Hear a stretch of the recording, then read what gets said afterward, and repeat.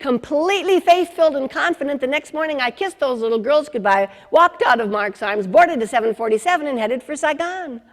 It was April 1st. Could have been a hint. Carol and I got as far as Denver, where we were greeted by the national officers. They gave us 18 boxes of supplies to take along with us. No problem. But then they asked us the fateful question. Would we smuggle $10,000 in cash to Vietnam? Well, Carol in her wisdom shakes her head, no. And I listened as they explained that the Vietnamese currency has no value anymore. And with 10,000 American dollars, they'd buy out an entire commissary and save the children. So I shook my head, yes. Made my way to the bathroom, where I established what we believe today to still be the most expensive padded bra in world history. I haven't checked the Guinness Book of World Records. I can't seem to find that category, but I'm pretty sure I still hold that record. You're the Victoria's Secret? This is LeAnn's secret. So we get to Saigon, and our plane is circling Tan Son Nhut Air Force Base, and I look down at this runway lined with camouflage fighter jets, and I realize this is not an airport, this is a war zone. And I tell you, as I descended the steps of that airplane, my heart was beating heavy under all that cash. And I looked across at the customs counter where I saw a really mean-looking Vietnamese guard with a really big gun. And I knew he was going to take one look at this and know this is no act of God. And I made my way safely through customs. And then I was greeted with these words by the director who picked us up. She said, "Have you heard the news? President Gerald Ford okayed Operation Babylift. You won't help us take out 6 babies, you'll help us take out 300. That's what I went, oh my gosh, 300 babies? 300? That's when I knew why I had said yes.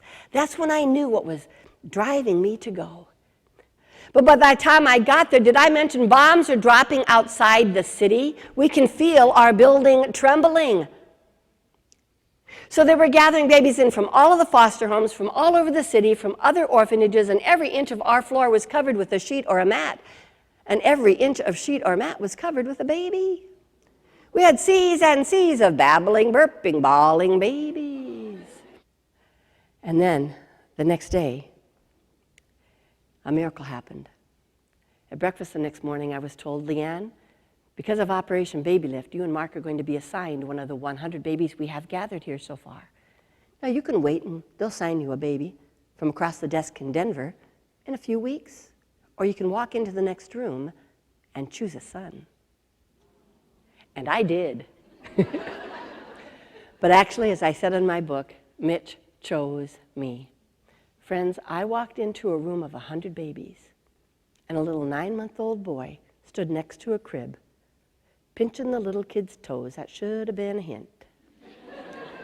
He took one look at me, got down on his hands and knees, and crawled right over to me, up my pant leg, into my arms, my heart, and our family.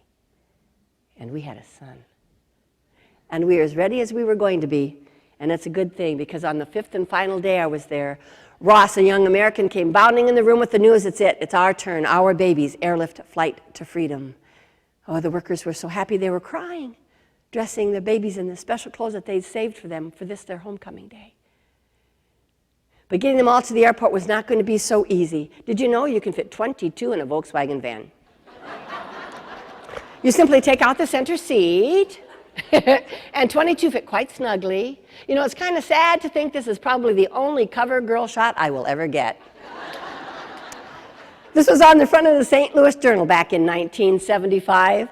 However, I'm humbled to say it was this picture that appeared in the Newsweek magazine Voices of the Century issue. They called me in the year 2000 doing a 100-year oral history of our country. And they put this photograph and my narrative on the same page as Henry Kissinger. But on that day, we were at the airport where there was a C-130 cargo jet, huge empty airplane. The workers helped us load the babies on, and we had just a few toddlers who could sit in the bench seats. We had mostly babies. So we had 22 cardboard boxes end to end. Who knew you can fit 2 to 3 babies in a cardboard box?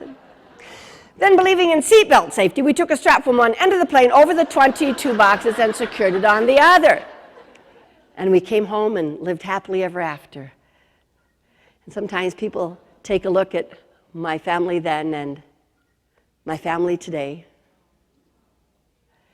And then when people see that my kids have kids and that my baby girl adopted 2 children from Tupelo, Mississippi.